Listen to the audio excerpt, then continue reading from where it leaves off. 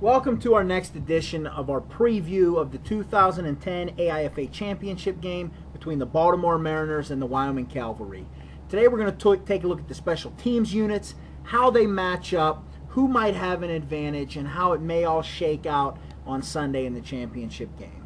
First and foremost, when you think special teams, you think of the Baltimore Mariners, you think of the premier kicker in probably indoor football, or at least in the AIFA J.R. Cipra. Take a look at how the teams match up in the kicking game. It's really not close. I mean, you want to take a look at field goals. The Mariners actually rank second in the league in field goals. They've made 17 of 38, a 447% percentage. You'll see the Wyoming Cavalry have not attempted a field goal this year. We'll get into that later and how that might affect the game. PAT kicking, the Cavalry actually rank number 1 ahead of the Baltimore Mariners with their 1 of 1 on PATs. However, Baltimore has made 100 more PATs than the Cavalry have at 101 out of 107 attempts. Again, J.R. Cipra, he is a weapon. He can make a kick from anywhere on the field. Distance does not matter. As long as you can protect it, get the hold down, get the snap down, he's going to give you an opportunity to get 3 points on every drive, and that's going to be critical in this football game. Extra points, again, JR is, close to 100% automatic as you can get. Again, we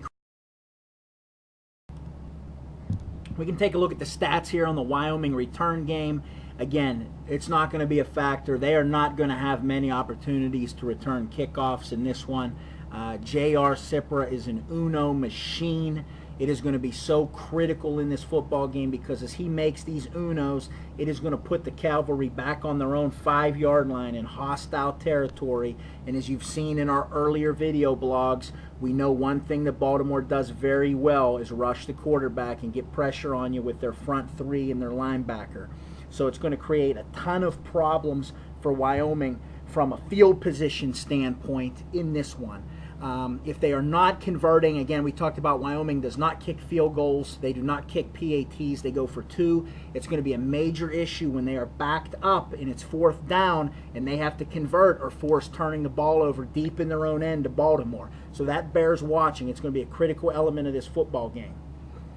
Let's take a look at the Cavalry's kicking game again, as we said.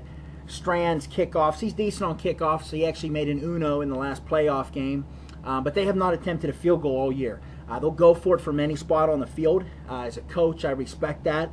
And I understand what Coach Magic is trying to do. He's a heck of a coach.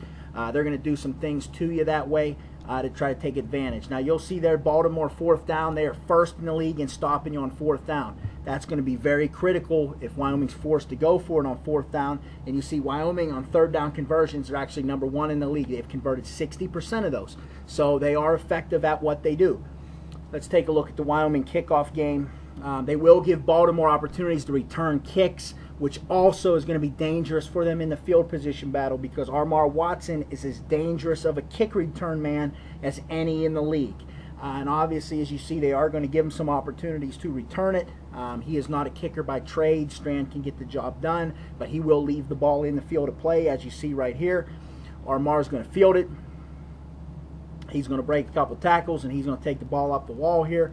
Our kicker's actually going to make a good open field tackle on him, saving a touchdown. But they are going to give up some field position here, coupled with J.R. Cipra's ability to make Unos. How they make up with it is Wyoming goes for 2 on every possession. So they are going to have an ability to match J.R.'s Unos and not be forced to have to chase those points. However, in the long run, when you look at the field position battle, when you look at the opportunity to make a field goal, to take the lead or win the game, you have to give the advantage to Baltimore. The Uno game is going to back up Wyoming on several of their drives in this game. JR will make probably 2, 3, 4 Unos in this game. It's going to back those guys up. It's going to force them, especially with their going for it on 4th down. It's going to possibly flip the field position and could possibly lead to some quick, easy scores for the Mariners. So obviously, special teams wise, the advantage does go to Baltimore. However, the wild card is Wyoming's gambling nature, going for it on 4th down and going for 2